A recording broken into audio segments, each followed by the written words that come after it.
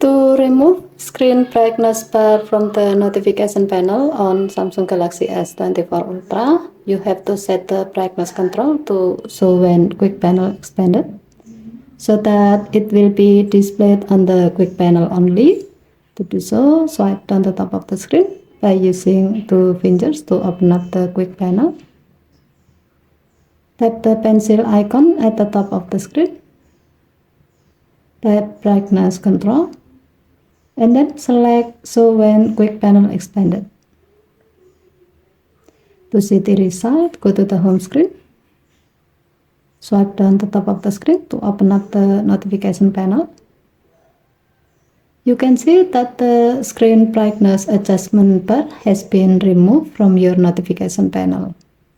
Okay, thank you for watching. Please help to like and subscribe. Have a nice day.